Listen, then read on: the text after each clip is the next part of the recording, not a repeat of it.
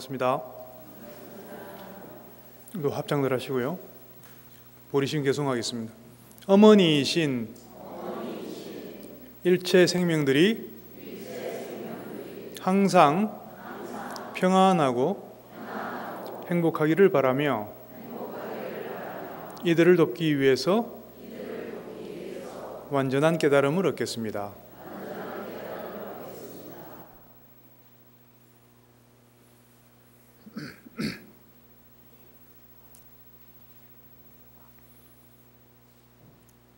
오늘 오는 길에 보니까 날씨가 참 좋습니다. 그렇죠?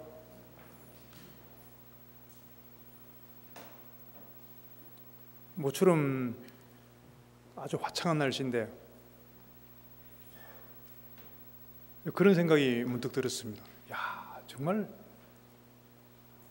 오늘은 정말 완벽한 날이구나. 여러분들도 그런 경험들이 있으시죠? 사시다 보면은 정말 완벽한 날이 있습니다. 완벽한 날이 뭐죠? 아침에 눈 떠서 밤에 잠자리에 들기까지 모든 일이 잘 풀리고 날씨 너무 좋고 햇살도 너무 따사롭고 카톡도 오고 한 10년 만에 정든 친구한테서 카톡도 오고 카톡 하니까 문득 생각나는 게 여담인데 지하철 타고 가다 보면 사람들 다 요즘 다 이러고 있잖아요. 다들 현대인들의 기본 자세가 다 이거잖아요. 그 뭐 하고 있나 이렇게 뭐 일부러 뭐 훔쳐 보려고 보는 건 아니고 우연히 이렇게 눈에 들어오는 게 있잖아요. 보면 그 희한한 게 있대. 그 보통 이제 남자들은 되게 뭐 하고 있나 보면은 게임 하거나 만화 보거나 그런 경우가 좀 많아요. 지하철에서. 여자들은 희한하게 뭐 하고 있을까요? 여러분들 잘 아시잖아요. 다 카톡하고 있어요. 카톡. 다는 아니지만 그런 경우가 많은 것 같더라고. 뭔가 할 말이 많은지 계속 카톡하고 있더라고. 보는 그 눈에 띄는 사람마다 그러고 있더라고. 카톡하거나 아니면은 뭐 TV 예능 프로 같은 걸 그런 거 막 보고 있거나. 뭔가 이제 그것도 한번 생각해 볼 만합니다. 왜 그렇게 하는가? 그 심리적인 그 내면에는 뭐가 있길래 끊임없이 카톡을 하거나 끊임없이 게임을 하거나 끊임없이 만화를 보거나 할 수밖에 없는가? 그렇게 하게 만드는가? 우리 마음에 어떤 것이 그런 것도 한번 생각해 볼 만하죠. 그렇게 해서 우리 마음을 그런 식으로 돌이켜 볼 줄 알아야 됩니다. 그렇게 돌이켜 보는 것을 반조한다 이렇게 조금 어려운 말로 이야기한다 그랬습니다. 보면 그 안에는 깊은 곳에는 뭔가 깊은 외로움이 있죠. 외로움. 뭔가 외롭고 싶지 않은, 뭔가 홀로 남겨지고 지고 싶지 않은 그런 그 외로움에 대한 두려움, 그런 게 있는 겁니다. 근데 막상 그것을 알아차리고 더 이상 그거와 관련해서 어떤 뭐 카톡이라든지 이런 것도 하지 않고 그 마음의 외로움에 대한 두려움이라는 감정에 한번 직면을 해보세요. 한 번 정도는 카톡 막 갑자기 심심할 때 카톡 하고 싶어 이럴 때 꼭 필요한 게 아닌데 이제 카톡 하게 되잖아요. 특히 보살님들은 그런 경우에 한 번 정도는 내 속에 어떤 동기가 나를 카톡을 하게 만들지 한번 살펴보십시오. 그럼 반드시 거기는 외롭고 싶지 않은, 혼자이고 싶지 않은 그런 욕망 또는 두려움, 그런 마음이 있는 겁니다. 근데 한번 직면을 해보세요. 직면하라는 것은 도피하지 말고 우리가 카톡을 하거나 게임을 하거나 만화라는 것은, 만화를 한다는 것은 이 마음, 그게 번뇌거든요. 일종의 외로움에 대한 두려움도 번뇌거든요. 이것으로부터 도피하는 겁니다. 잠시 잊을 수 있잖아요. 그렇게 했을 때 그걸 우리가 요즘 말로 해소한다, 뭐 스트레스 해소, 해결이 아니라 해소한다 이렇게 표현하는 겁니다. 일시적으로 잊어버리는 거죠. 도피하는 겁니다. 결코 해결은 안 되죠. 그렇게 해서 금방 또 돌아옵니다. 금방 해결이 안 됐기 때문에. 근데 막상 직면을 해보면은 그런 뭔가 내가 도피하고 싶은 어떤 마음을 직면을 해보면은 딱 들여다보면은 의외로 그것이 마치 신기루와 같이, 환상과 같이 실체가 없기 때문에 그냥 순식간에 사라져 버리는 것을 알 수가 있습니다. 그런 두려움, 그런 부정적인 감정들은 그 스스로가 사실은 실체가 없습니다. 근데 실체가 없는 걸 알려면 계속 도피만 하고 있어서는 절대로 알 수 없고, 그것을 직면을 해야 돼요. 직접 딱 쳐다봐야 됩니다. 바라볼 때는 그거에 대해서 어떤 판단을 붙이지 말고 그냥 있는 그대로 내가 조용히 입 다물고 그냥 바라만 본다, 이런 마음, 이런 자세로 보는 게 제일 좋아요. 가만히 조용히 딱 한번 보는 거죠. 자기 스스로를, 자기 마음을 이렇게 보는 겁니다. 그러면은 오히려 그전에는 계속 그것으로부터 회피하고 도망만 다니다가 오히려 이제 반대로 딱 직면을 해서 그 안에 딱 그 중심을 딱 들여다봤을 때는 오히려 그것이 해결이 된다는 거죠. 그리고 거기서 한 걸음 더 나가면은 이제 부처님의 고구정령한 법문들을 통해서 봤을 때 우리는 결코 외로울 수가 없다는 것을 알 수가 있습니다. 결국 부처님 말씀은 우리는 결코 외로울 수가 없다. 왜냐하면 한순간도 빠짐없이 우리의 또 몸에, 마음의 한 부분도 어김없이 우리 바깥 주위 환경, 주위와 다 연결되어 있다는 것이죠. 나아가서는 이 우주법계와 다 하나로서 다 연결되어서 돌아가고 있는 그런 또 원리가 있다는 것이죠. 예를 들어서 우리가 매일 숨을 쉬고 있지 않습니까? 혹시 숨 안 쉬는 사람 있습니까? 둘, 넷, 여섯, 여덟, 9분 계시네. 뭐 계속 숨 참고 계시고, 그럼 숨 쉬시는 분들만 들으시면 되겠습니다. 숨을 쉴 때 우리는 이제 별로 의식을 못 합니다. 우리가 숨을 쉰다는 것에 대해서. 이 공기가 없으면 우리가 숨을 쉴 수 있나요? 못 쉬죠. 이미 우리 눈에 보이지 않는 이 공기라고 하는 것의 혜택을 받고 있습니다. 그렇죠? 그 혜택은 24시간 받고 있습니다. 그렇지만 우리는 의식을 못하고 있죠.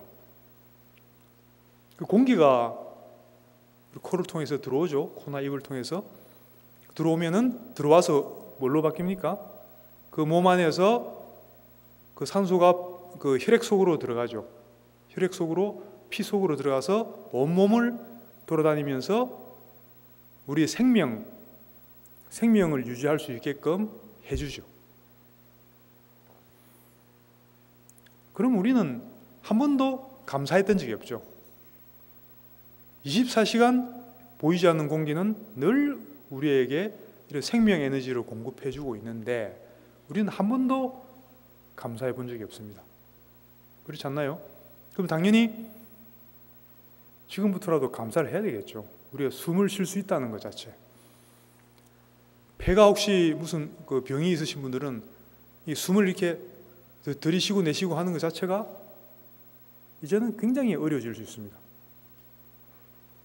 그렇게 되면 이제 그때서야 우리가 숨을 들이쉬고 내쉬고 하는 것이 아무것도 아닌 줄 알았는데 이게 얼마나 감사한 일인지 알게 되는 겁니다. 평상시에 얼마나 많은 이런 식으로 많은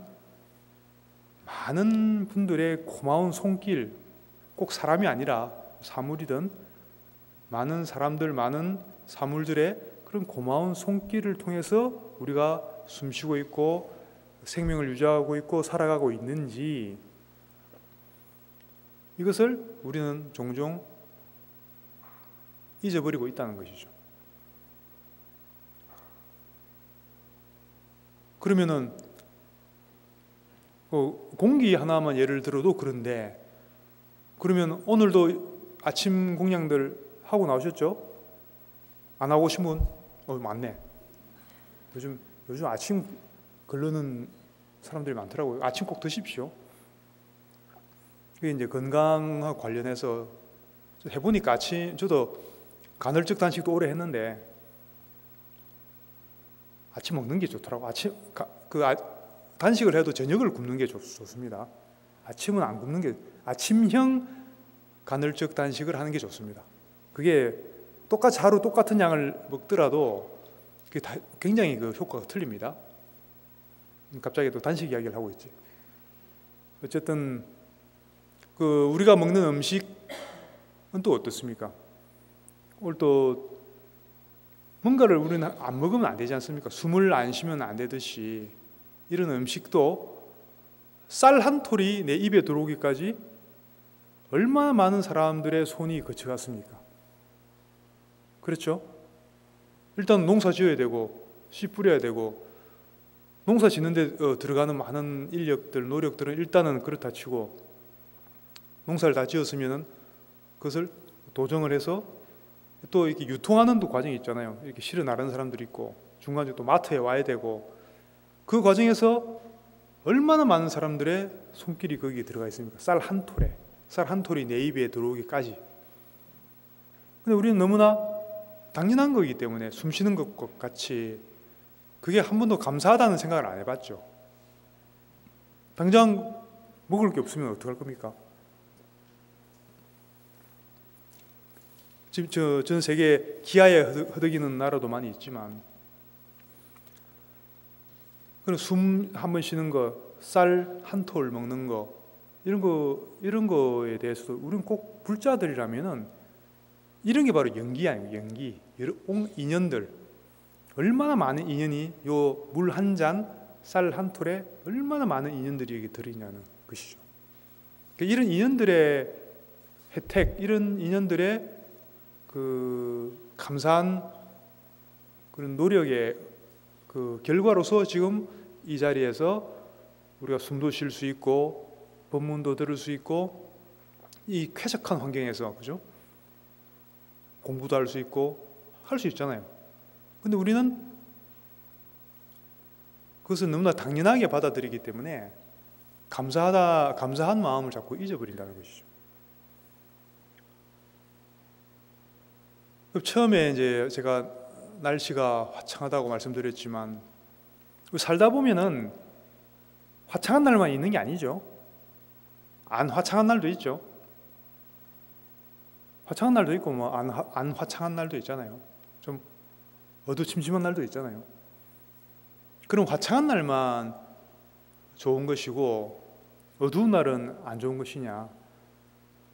화창하면 화창한 대로 좋고, 어두운 날씨는 또 어두운 대로 좋은 게 있죠. 비가 오면 얼마나 좋습니까? 운치 있고 방 안에서 커피라도 한 잔 딱 마시고 있으면 분위기 있잖아요. 폼 나잖아요. 그죠? 그리고 꼭 화창한 날만 좋은 게 아니고, 그래도 어두우면 어두운 대로 또 그 아름다움이 있는 겁니다. 근데 우리는 예를 들어 화창한 날만 나는 원한다, 화창한 날만 취하겠다, 이런 마음을 가지면은 그것을 우리가 분별이라고 하고 욕심이라고 하는 게 되는 거고, 그 순간부터 바로 고통이 시작되는 거예요. 화창하면 화창한 대로 감사합니다 하면 되고 받아들이면 되고, 어두우면 어두운 대로 또 감사합니다. 이렇게 했을 때 그게 분별 없이 일체를 수용하고 감사할 줄 아는 불자로서의 마음 자세가 되는 것입니다. 근데 한 번 더, 한 걸음 더 나아가서 생각해 봐야 될 것은 우리 삶 속에 살다 보면은 어려운 일들이 생기잖아요. 뭐가 문제점들이 생기잖아요. 그러면은 일체가 다 감사해야 될 일인 것 같은데 왜 어려운 일이 생기고 왜 문제가 생길까? 그러면 그런 문제들은 어떻게 하면 우리가 해결할 수 있을까? 뭐 사업이 부도나게 생겼다든지, 집에 아들내미 하나 있는데 대학 졸업하고 3년째인데 취업이 안 된다든지, 뭐 딸이 중학교 2학년인데 도저히 말도 안 통하고 맨날 성질만 내고 그런다든지, 뭔가 살아가는데 크고 작은 문제점들이 있잖아요, 그죠? 어려운 점들이 생기잖아요. 그럼 그런 그 문제점들은 도대체 왜 생기는지, 그럼 그런 경우에 우리는 어떻게 지혜롭게 대처해야 되는지, 지혜롭게 해결해야 되는지, 그것을 한번 생각을 해봐야 되겠습니다. 하나의 예를 한번 들어보겠습니다. 조계사에 어떤 보살이 있었습니다. 그 열애신 보살이라고, 제가 본명은 안 밝히겠습니다. 본명은 비밀로 하고요. 여러분들이 물어봐도 절대로 이야기 안 할 겁니다. 그 열애신 보살이라고 있었는데, 그 이제 연세가 좀 많으시죠. 아들이 있었는데, 아들이 대학 졸업했는데 지금 4년째 취업을 할 생각도 안 하고, 능력이 없는 건지 할 생각이 없는 건지 계속 집에서 빈둥빈둥거리고 있으니까 뭐 별로 취업할 노력도 안 하는 것 같고, 속에 이제 열불이 나죠. 그럼 이제 빨리 취업해서 이제 장가도 가고 애도 낳고 뭐 집도 사고 해야 되는데 어느 세월에 본인은 뭐 전혀 그럴 생각도 없는 것 같고, 그냥 집에서 요즘 뭐 그런 젊은 사람들 가르쳐서 뭐 캥거루족이라고 하죠. 캥거루. 이제 부모 품을 떠나지 못하고 계속 있으니까 그런 경우가 많이 있을 수 있죠. 근데 이 보살, 내가 본명을 밝힐 수 없는 이 열애신 보살은 어떻게 하냐면, 그래갖고 절에 100일 기도도 올려보고, 뭐 그거죠. 아들내미 취업 발언 100일 기도도 하고, 그리고 뭐 어디 또 뭐 불자로서 뭐 할 일은 아니지만 어디 또 뭐 용하다는데 무슨 뭐 장군님도 한번 찾아가 보고, 그래서 뭐 쓰라고 해서 써갖고 뭐 베개 밑에도 한번 넣어놔 보고, 뭐 온갖 저거를 다 해봤대요. 그래서 뭐 효과 있다는 거는 다 해봤는데, 그거를 한 1, 2년 정도 그렇게 했었나 봐요. 그런데 뭘 해도 안 되거든. 근데 뭘 해도 안 되고 하면 할수록 더 안 되는 것 같아. 하면 할수록 이 아들이 더 그 마음을 안 내는 것 같아. 노력을 안 하고 더 그 약만 올리고 자꾸 그 열불 터지는 소리만 하고 그런 거 있잖아요, 그죠? 그러다가 이 보살님이 하다가 온갖 것 다 해본데 도저히 안 되니까 결국은 어떻게 되냐면, 아이고 이제 바쁘신 분이 한 분 계시네 또 되게. 그래 아무리 뭘 해도 안 되니까 거기서 결국은 어떻게 됩니까? 하다 안 되면 어떻게 됩니까? 잘 좀 안내 좀 해드리세요. 누가 또 취업 안 되는 분이 누구 계시는가 봐, 집안에. 근데 이제 여러분들도 경험해 보셨겠지만, 그렇게 뭔가 그 문제가 생겼을 때 여러 가지로 노력을 해보잖아요. 근데 하다가 안 되면 결국 어떻게 됩니까? 결국 아이고 부처님요, 맨날 가서 기도하다가 아이고 부처님 이제 나도 모르겠습니다, 이런 상태가 되죠. 나도 너무 힘듭니다. 나도 이제 더 이상 뭐 해볼 거 다 해보고 뭐 해봐도 안 되니까 도저히 안 되겠습니다. 나 이제 포기하랍니다. 이제 부처님 알아서 하십시오. 이렇게 된 거지. 근데 어떻게 된 줄 아십니까? 그 다음날 바로 취직이 그 다음날 바로 취직이 됐다 그래요. 실화입니다. 실화. 제가 만들어낸 이야기 아닙니다. 근데 조계사는 아니에요. 제가 조계사 아니고 하여튼 근데 저한테 그래 와서 너무 신기하다고 그렇게 이야기하는 걸 들었는데, 근데 그런 비슷한 경우는 참 많이 봤습니다. 여러분들도 아마 절에 오래 다니신 분들은 경험이 있을 겁니다. 뭔가 좀 어려운 일이 하나 생겨갖고 절에서 막 물론 기도하다가 그 와중에 뭐 이렇게 풀리는 경우도 있지만 되게 안 풀리는 게 또 있거든요. 그런 경우에는 온갖 것도 다 해보죠. 온갖 방법 다 108배도 해봤다가 뭐 다란이도 해봤다가 뭐 온갖 거 다 하다가 결국은 지치죠. 그래갖고 아이고 나도 이제 난 이제 못하겠습니다. 더 이상 나 못하겠고 나도 모르겠습니다. 부처님 알아서 하십시오. 그럼 그때 딱 풀린다고. 그때 딱 된다고. 희한하죠. 그럼 저 역시도 살면서 숱한 그런 경험이 있습니다. 그 경험을 많이 한 적이 있습니다. 뭔가를 막 발언을 하고 할 때는 잘 안 돼. 그러다가 아이고 부처님 알아서 하십시오 하고 탁 놓는 순간 탁 희한하게 탁 되는 경우가 굉장히 많습니다.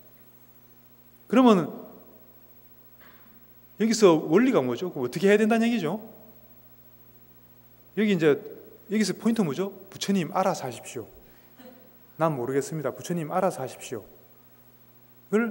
이게 바로 사실은 그 순간에 내려놓을 수 있게 된 거죠. 계속 붙들고 있다가 내가 이 어려운 상황을 내가 어떻게 한번 해보겠다고 내가 했죠. 내가 뭔가 계속 이렇게 해보고 저렇게 하고 막 이렇게 뭔가를 붙들고 있다가 하다 안 되니까 이거를 탁 놔버린 거죠. 아이고 난 모르겠습니다. 부처님 알아서 하십시오. 여기에 비결이 있는 겁니다. 부처님을 믿고 부처님한테 이런 경우는 방금 이런 보살님 같은 경우는 이제 본의 아니게 맡기게 된 거지만 그럼 처음부터 맡겼으면 되잖아. 이래 했으면 되잖아. 처음부터. 그죠? 근데 이제 이런 경험을 보통 한번 해보는 것도 좋아요. 그러면 제대로 배우죠. 제대로. 근데 아마 그 보살님은 그런 경험을 하고도 잘 못 배우신 것 같아. 또 나중에 또 보니까 또 뭐 계속 또 비슷한 이야기를 또 하시더라고. 근데 누가 또 일러줘야 되더라고. 보니까 옆에서 알려줘야 되더라고. 본인 경험하면서도 잘 비슷한 상황이 되면 또 똑같은 실수를 또 하시더라고. 핵심은 처음부터 아예 고생해서 뭘 할 거 없이 처음부터 딱 부처님을 믿고 이 우주법계 전체가 사실은 부처님의 힘으로 돌아가고 있잖아요. 그래서 우주법계 전체가 바로 부처님이라고 보셔도 됩니다. 그걸 우리 불성이라고 해도 되고요. 불성의 힘을 믿고 거기에 딱 맡겨버리면 됩니다. 알아서 하십시오. 그러면은 어떤 차이가 있죠? 그 전에는 요만큼이 그 전에 막 애쓰고 노력한다는 건 그 주체가 누굽니까? 누가 애쓰고 노력하죠? 항상 내가 애쓰고 노력하는 거잖아요. 그때 나라는 건 누굴 말하는 겁니까? 그때 말하는 나라는 것은 바로 요 몸과 마음, 요 안에 있는 우리가 흔히 나라고 하는, 그죠? 우리 흔히 나 하면 그 몸을 가리키잖아요. 그리고 몸 아니면 몸 안에 있는 정신, 이것을 우리가 나라고 하잖아요. 요 조그만 나가 뭘 해결하려고 자꾸 하니까 요 조그만 나의 능력이 커봐야 얼마나 크겠습니까? 그죠? 우리가 흔히 나라고 하는 몸과 마음을 나라고 하잖아요. 이 몸과 마음인 이 나라는 것은 분명한 한계가 있는 거죠. 그 능력에도 한계가 있고 인식하는 데도 한계가 있고 뭔가 해결할 수 있는 능력에도 한계가 있는 것이죠. 근데 이 조그만 이 나가 나서서 뭘 자꾸 해결하려고 하고 뭘 해보려고 하고 뭘 만들려고 하고 하니까 이게 안 되는 거죠. 능력 밖의 일이기 때문에 안 됐던 거죠. 근데 그러다가 어느 순간 방금 봤던 예와 같이 어떤 계기를 통해서 그것을 탁 놔버리는 거죠. 애쓰고 노력해오던 것을 탁 놔버리는 거죠. 놓고 어떻게 합니까? 이 조그만 나가 아니라 훨씬 무한한 부처님의 힘에 그것을 맡겨버리는 거죠. 이 부처님의 힘은 뭡니까? 이 우주법계 전체가 부처님의 힘에 의해서 돌아가고 있잖아요.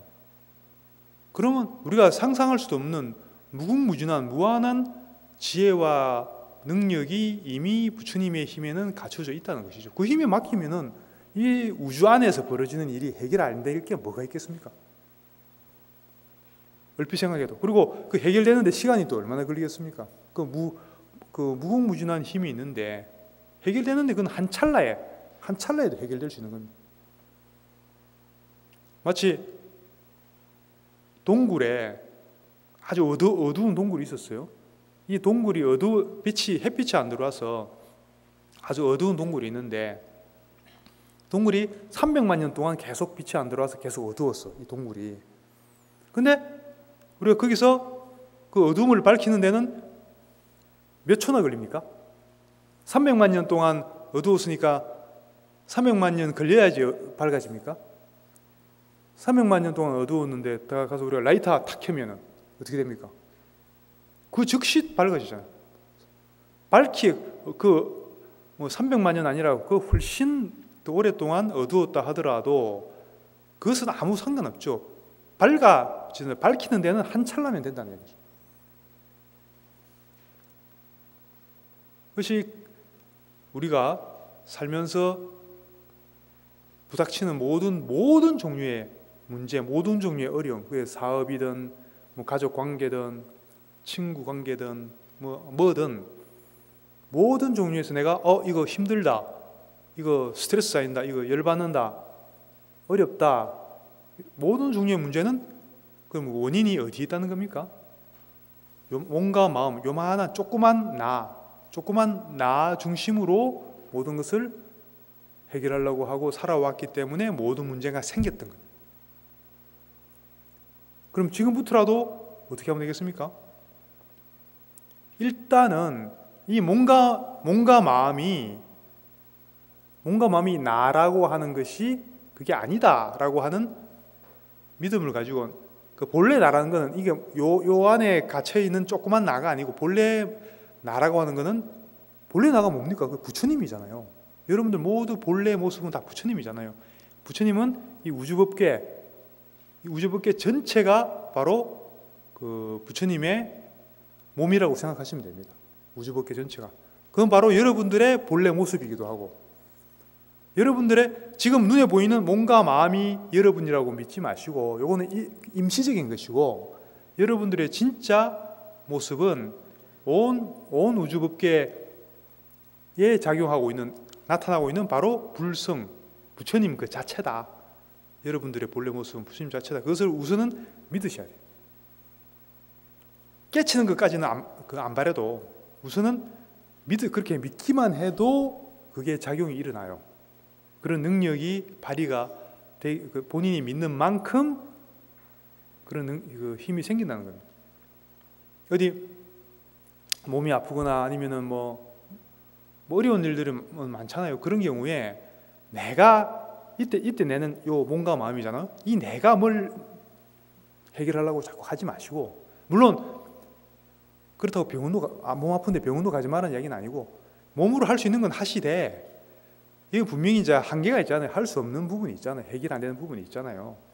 몸은 움직이시되 우리 마음으로는 이 조그만 몸과 마음이 내가 아니고 본래 나는 이 우주법계를 다 뒤엎고도 남을 만큼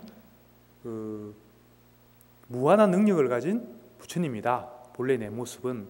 그것을 믿으시라는 것이. 그걸 우리가 진여라고 합니다. 진여. 그래서 첫째 믿음은 본래 내 모습은 부처님과 똑같다.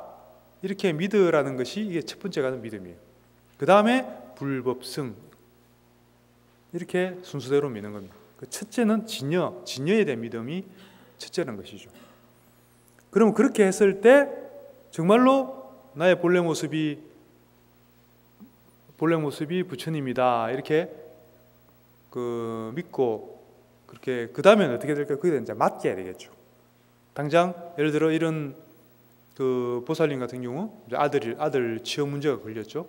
아들이 취업을 안 하고 몇 년 전에 놀고 있다 그러면 조그만 나 입장에서는 어때요? 아이고 이제 답답해 죽겠죠. 속에 천불이 나고 그렇지만은 정말 본래 모습, 본래 부처님의 관점으로 봤을 때는 또 다르게 보이겠죠. 그리고 본래 부처님의 그 모습에다가 내가 뭔지는 잘 몰라도 그걸 믿고 거기다가 맡겨버리세요. 알아서 하세요. 맡긴다는 건 뭐죠? 알아서 하십시오. 알아서 해주십시오. 이게 이제 믿고 맡긴다는 얘기입니다. 본래 부처님한테. 그것을 우리 옛날에 큰 스님들은 방아착한다 이렇게 이야기했습니다. 방아착해라 그런 이야기 많이 들어보셨죠? 착을 내려놓아라 그런 말이에요. 근데 무작정 내려놓아라 그러면은 어디에다 내려놓아야 되는지 모르잖아요. 그러니까 혼란스러울 수 있습니다. 그럼 구체적으로 어디에다가 내려놓아야 되냐? 본래 나의 근본이고 본래 나의 모습인 이 우주법계를 움직이고 있는 부처님, 불성 그 자리에다가 믿고 놓으라는 얘기죠. 계속 이제 그 마음을 한 번 딱 낸다고 되는 게 아니고 계속 그 마음을 유지를 하셔야 돼요. 그게 이제 진짜 진정한 수행이 되고 그 자체가 바로 연불이 되고 관법이 되고 참선이 되는 겁니다. 우리 본래 그 참된 본성에 곧장 개합하는 방법이 될 수도 있는 것입니다. 그래서 우리가 살면서 생기는 크고 작은 문제들이 생겼을 때는 첫째로는 당황하지 마시고 그 원인이 어디에 있냐 그것을 먼저 생각을 하셔야 됩니다. 모든 종류의 문제들은 그 원인이 어디에서 온다고 그랬습니까? 뭔가 마음이 나다라고 하는 이 믿음, 잘못된 믿음에서 모든 것이 시작됩니다. 뭔가 마음이 나기 때문에 그 다음엔 어떻게 됩니까? 이 나를 이제 지켜야 되잖아요. 나를 보호해야 되잖아요. 내가 상처받으면 안 되고 이 나가 조금 더 잘 보여야 되고 이 나가 더 인정받아야 되고 이 나가 무시받으면 안 되고 무시당하면 안 되고 이제 이런 식으로 진행이 되면서 어떻게 되죠? 이제 온갖 번뇌가 다 일어나게 되는 겁니다. 그래서 모든 번뇌의 뿌리는 어디에 있습니까? 바로 이 몸과 마음이 나다라고 하는 이 한 생각, 이 몸과 마음이 나다 이 한 생각을 우리가 아상이라고 하고 그런 생각을 약간 어려운 말로 하면은 유신견이라고 하고 살가야견, 제가 작년쯤인가 한번 말씀드렸던 걸로 기억나는데 살가야견 이렇게 이야기합니다. 그 10가지 근본 번뇌 중에 첫째가 하는 겁니다.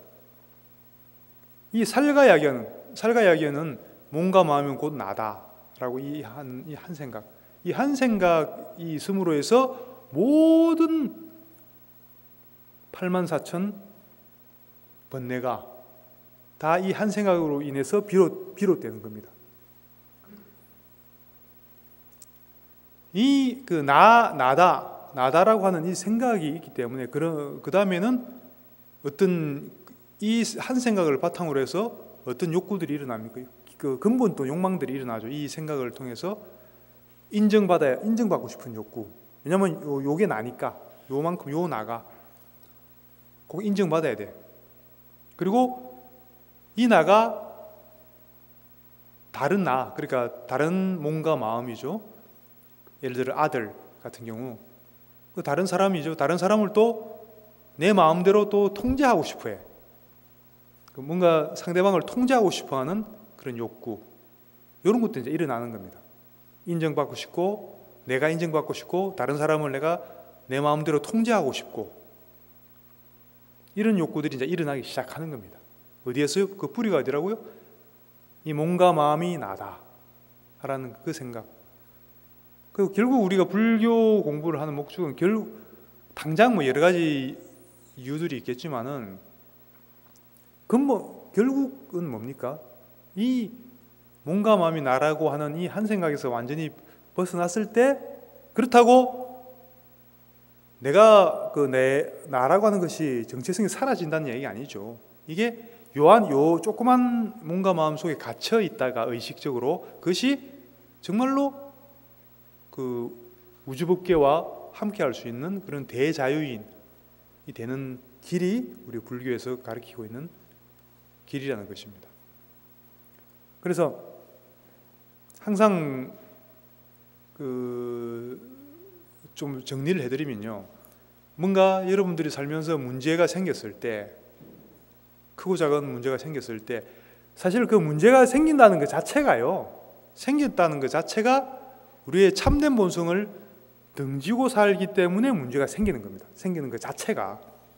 참된 본성이 뭐죠? 이 본래 부처님의 모습, 이것을 잊어버리고 요만한 몸과 마음만이 나라고 하는 그릇된 믿음을 가지고 살기 때문에 그 자체 때문에 벌써 문제가 생긴다는 거죠. 그것을 우리가 벗어나 있으면 그런 여러 가지 문제가 아예 생기질 않겠죠. 그렇지만 어쨌든 그런 그 살가야견을 가지고 살고 있고, 그것을 통해서 이미 우리 삶 속에서 많은 문제들이 일어나고 있다는 것이죠.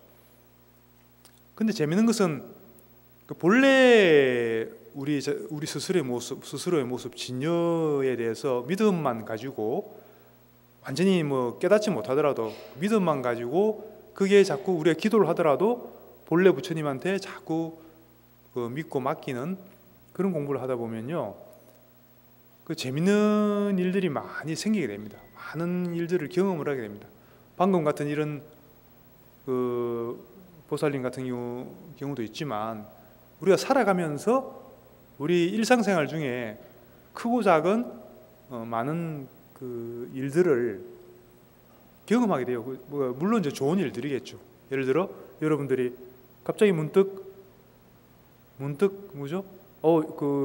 고등학교 때 동창 누가 생각이 나. 갑자기 그럼 못 본 지 한 30년 됐어요. 저 그 친구 한번 보고 싶다 했는데 갑자기 여러분들이 마트에 뭐 사러 가다가 거기서 마주쳐, 그 친구하고. 예를 들면 그런 일들이 생긴다는 거죠. 그 우연의 일치인데, 물론 우연의 일치가 계속 반복되면 그건 이미 우연이 아닙니다. 그거는 우연의 일치가 아닙니다. 뭔가가 여러분들 그 의식 속에서, 여러분들 삶 속에서 뭔가가 지금 바뀌기 시작한다는 이야기예요.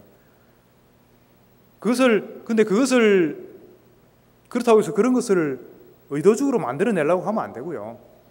목표로 삼으면 안 되고, 그냥 우리 정법대로 이렇게 쭉 큰 마음으로 큰 길로 가면은 부수적으로 그런 재밌는 경험들, 작은 기적들, 우리 살아가는데 작은 기적들, 작은 행운들, 갑자기 돈이 한 100만 원, 1000만 원 갑자기 돈이 생긴다든지 그런.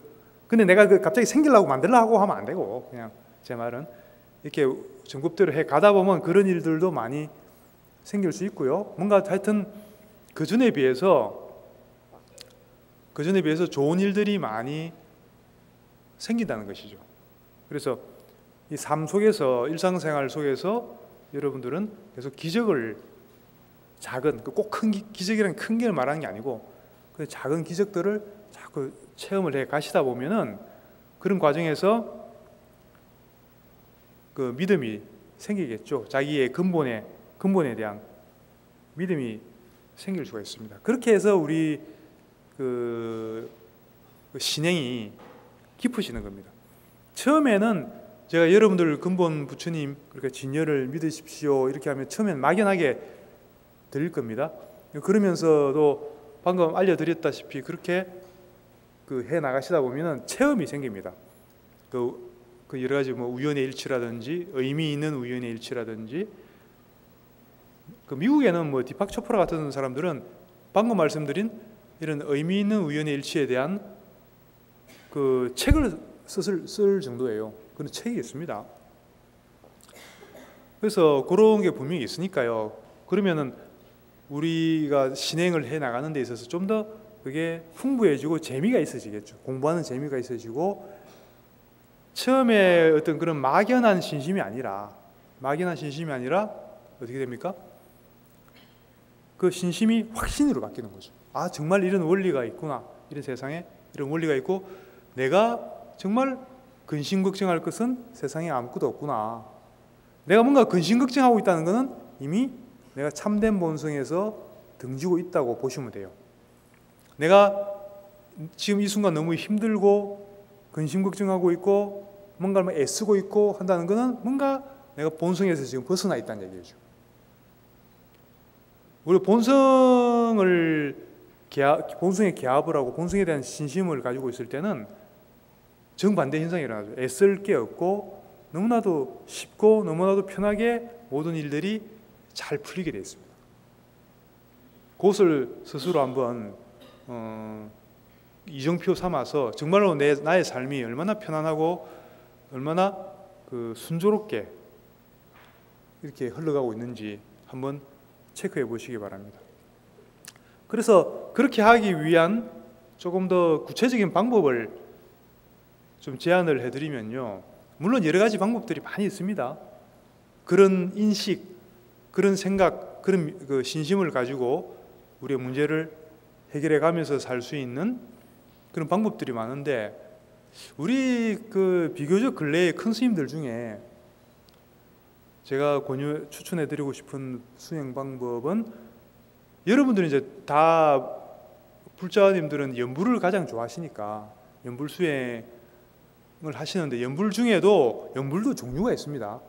연불에도 종류가 하는 방법이 좀 달라요. 여러 가지 종류의 연불법이 있습니다.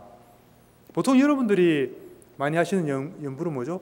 뭐 관세음보살, 스가모니불, 부처님이나 불보살 명호를 자꾸 외우는 거잖아요. 그 이름을 부른다 그래서 그런 연불은 칭명연불이라고 그래요. 칭명 엄연히 연불법 중에 하나입니다. 그리고 또 어떤 연불법이 있냐면, 사실은 칭명연불은 중국에서부터 시작됐다고 보시면 되고, 그 이전에는 어떻게 했냐면은 관상연불, 부처님의 앞에 부처님 상이 있잖아요. 부처님 상을 보고 이렇게 머릿속에 기억을 하는 거예요. 여러분들 하실 수 있겠어요? 이렇게 보고 부처님 상을 보고 한번 보고요, 눈을 감아 보세요. 눈을 감으면은 그 상이 남잖아요. 그 상을 한번 이렇게 기억을 해보세요. 눈을 감은 상태에서 잘 기억이 안 되잖아요. 그러면 다시 눈을 뜨고 다시 보는 거예요. 그 부처님 상을 다시 보고 잘 기억을 해요. 그래서 다시 눈을 감고 다시 떠올려 보는 겁니다. 그런 식으로 해서 자꾸 기억을 하다 보면은, 자꾸 반복해서 연습하다 보면은 어떻게 될까요? 나중에는 눈을 뜨고 볼 때나 거의 똑같을 정도 수준으로 눈을 감아도 뚜렷하게 이렇게 그 부처님 상이 보여질 수가 있다는 거죠. 그렇게 원래 그 칭명연불이 생기기 전에는 원래 그렇게 했습니다. 연불을 불상이나 불탑을 대상으로 해서 그렇게 이게 상상 이미지 속에 자꾸 그렇게 하면은 엄청난 집중력이 생기는 거죠. 그래서 그런 과정을 통해서 그 삼매 수행을 주로 했던 겁니다. 우리 불교 수행은 크게 보면 삼매 수행이 있고 관 수행이 있거든요. 그 두 가지가 합해졌을 때 완전한 불교 수행이라고 하는 겁니다. 그 중에 집중 삼매 수행을 주로 그런 식으로 연불을 통해 많이 했는데, 그런 수행법들이 있는데, 지금 여러분들한테 권유해드리고 싶은 것은, 근래에 비교적 근래에 열반하셨던 큰 스님 중에 정화 큰 스님이라고 계십니다. 주로 연불선에 대해서 많이 알려주셨던 분인데, 그 어른 스님이 주로 가르치셨던 것이 실상연불이라고 있어요. 실상연불 한번 찾아보셔도 되고요. 실상연불, 이 만물의 우주의 실상을 있는 그대로 본다. 보는 연불이다, 그런 말이죠. 그래서 그 전에 연불은 단순히 부처님 명호나 부처님의 상에 단순히 집중하기 위한 연불법이었다면, 실상연불은 제가 오늘 계속 말씀드렸던 이런 본래 부처님의 모습, 이 우주의 나와 이 세계의 본래 모습, 본래의 실상이란 것은 본래 모습, 그런 말이거든. 진리 자체인 그 본래 모습, 그것을 보란 이야기죠. 연부를 통해서 예를 들어서 뭐 나무 아미타불을 한다고 칩시다. 꼭 나무 아미타불 아니라도 됩니다. 예를 들면은 계속 그 나무 아미타불을 계속 하시는 겁니다. 계속 하시면서 그 이전에 칭명연부는 어떤 식으로 합니까? 나무 아미타불, 나무 아미타불 그 소리에 계속 집중했잖아요. 근데 이 실상연불 단계에서는 어떤 식으로 하냐면은 똑같이 나무 아미타불을 하는데 어떻게 할 것 같습니까? 나무 아미타불이 그 아미타불이 이제 부처님이잖아요. 그 무량한 광명을 가지신 우리의 본래 모습을 말하는 거거든요. 나무 아미타불이. 그래서 나무 아미타불 하면서 여러분들 집에 혹시 그 속썩이는 아들이 있으면은 그 아들이 바로 아미타불이에요. 그 아들을 바로 아미타불로 보란 얘기예요. 그러면서 나무 아미타불 하시고 집에 또 속쓰는 사람 또 누가 있을까요? 아들 말고 남편, 말 안 듣는 남편, 큰 아들이죠. 남편을 볼 때도 그 전에는 저 왼수덩어리 그러다가 이제부터는 어떻게 하라고요? 아, 저 속썩이는 저 남편도 아미타 부처님이시구나. 부처님은 모든 모습으로 화연을 하실 수가 있어요. 그게 좋은 모습만 있는 게 아니에요. 그렇게 생각하시면 분별심입니다. 부처님 그러니까 뭔가 뭐 환희롭고 밝고 뭐 아름답고 그런 모습만 부처님이 아닙니다. 뭔가 좀 사악하고 때로는 좀 추악하고 되게 원수덩어리 같고 다 부처님이에요. 그러니까 밝고 아름다운 것도 부처님의 모습이고 좀 추하고 원수덩어리 같은 것도 다 부처님이라고. 부처님은 어떤 모습으로 다 이렇게 화연하실 수가 있는 거예요. 그것을 믿으시란 거죠. 그러면은 그 이전에는 우리가 분별심으로 대했다면은 이 원수덩어리 여기는 내 사랑하는 사람 이렇게 쓰다면 이제부터는 내가 사랑하는 사람이든 원수덩어리든 그 모든 대상을 다 어떻게 보라고요? 부처님으로 아미타불로 보라는 거죠. 그러면서 지금 이 순간에 나와 마주치는 모든 대상들, 사람이든 물건이든 꽃이든 하늘이든 지금 내 눈에 보이고 내 귀에 들리고 나한테 감축되는 그 모든 것들을 뭘로 보라고요? 아미타 부처님으로 보라. 그러면서 마음속으로는 계속 나무 아미타불 계속 하라는 얘기입니다. 그러면은 나는 이 몸도 마찬가지죠. 이 몸도 뭘로 보라고요? 아미타 부처님으로 보라는 얘기입니다. 나 자신도 아미타 부처님 보고 그리고 내 안에 일어난 여러 가지 생각들이 정말로 맑고 향기로운 생각도 있지만 굉장히 흉측하고 별로 여법하지 못한 아주 폭력적이고 그런 생각도 있잖아요. 다 아미타 부처님이에요. 말씀드렸지만 부처님은 어떤 모습으로도 다 나타날 수 있는 겁니다. 내 안에 내 몸과 내 안에 있는 모든 마음도 다 아미타 부처님으로 보고 그리고 동시에 근데 나만 부처님으로 보고 상대방은 중생으로 보면 안 되겠죠. 그러면 큰일 나겠죠. 내 안에 모든 것도 다 부처님이고 그리고 내 눈앞에 나타나는 모든 경계들, 대상들, 사람들, 물건들 다 아미타 부처님이라. 내 안에 내 밖에 이 순간에 나타나고 있는 모든 것은 다 아미타 부처님의 화연인 겁니다. 그 자체가 바로 아미타 부처님인 겁니다. 아시겠죠? 이렇게 보고 그렇게 보는 것을 잊어버리면 안 되겠죠. 잠시 그렇게 보다가 잠시 스카이캐슬 딱 보면은 그 순간에는 아미타 부처님이 도망가 버리죠. 날아가 버리죠. 없죠. 다시 그 이전의 분별심으로 들어가 버리죠. 그렇게 하면 안 된다는 거예요. 스카이캐슬 보더라도 그러면 스카이캐슬 안에 있는 주인공들은 다 뭡니까? 다 부처님이죠. 그래서 마음속으로 드라마를 보더라도 그 드라마 TV 자체도 부처님이고 드라마 속에 나오는 주인공들도 음악도 다 부처님, 다 하나도 토시 하나 빼뜨리지 말고 다 부처님으로 보라는 얘기예요. 아시겠죠? 다 그러면서 마음속으로는 나무 아미타불 이것을 하루에 몇 시간이나 해야 될까요? 그렇게? 하루에 몇 시간? 뭐라고? 그래, 24시간. 하루 종일 하지 마시고 하루 종일 하면 피곤하니까 24시간만 하세요. 24시간. 그러니까 진짜 여러분들이 그렇게 하면은 그 전에 하던 연불하고는 확실히 틀리죠. 단순히 부처님 명호에 집중하고 부처님한테 뭐 해달라는 식으로 하는 그런 기도하고는 전혀 다른 기도입니다. 그래서 이 실상연불은 그 자체가 바로 참선이기도 하고 우리의 본성을 바로 본성에 개합하는 완벽한 깨달음의 길이기도 합니다. 그래서 이렇게 해서 연불을 하시면서 그렇게 하시면은 충분히 여러분들이 다 많은 것들을 체험을 하게 될 겁니다. 연불을 어느 정도 해야 좀 했다는 말을 할 수 있냐면은 티베트에는 아시다시피 일반인이든 스님이든 돌아가시면은 천장을 하잖아요. 장례 치를 때 천장이 뭔지 아십니까? 조장, 보통 우리 조장이라고 정확하게 말하면 천장이라고 해야 됩니다. 새한테 먹이로 주잖아요. 새한테, 독수리한테 이게 독수리가 뜯어먹게 이렇게 시신을 던져주잖아요.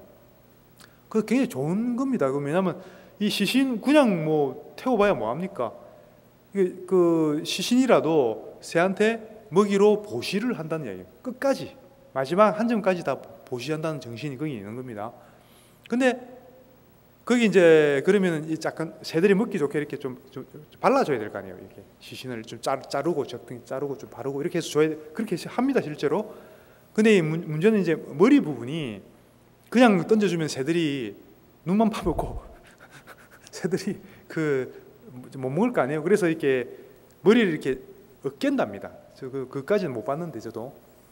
근데 그 과정에서 어떤 걸 발견한 게 있냐면 그게 뭐 중요한 게 아니고 어떤 걸 발견했냐면은 어떤 그 평생 연불 수행 진원 그 중에 진원을 많이 하니까 진원 수행을 열심히 한 스님이 이제 돌아가셔갖고 스님인지 제가 잔지 정확히 기억이 안 나는데 돌아가셔갖고 이제 그렇게 이제 천장을 하는데 다 이제 발라주고 머리를 깼는데 두개골 안을 봤는데 머리 안쪽에요. 뇌가 있는 쪽에 보니까 그게 옴마니 밤매움이라고 진원이 적혀 있더래요. 두개골 머리 안에. 미스테리하죠. 도저히 믿거나 말거나. 실제로 있었던 일이라고 해요. 실화라고 해요. 그게 뭐 어떻게 그게 박혔는지 그거는 뭐 아직 과학적으로 설명할 수 있는 일이 아닌 거죠.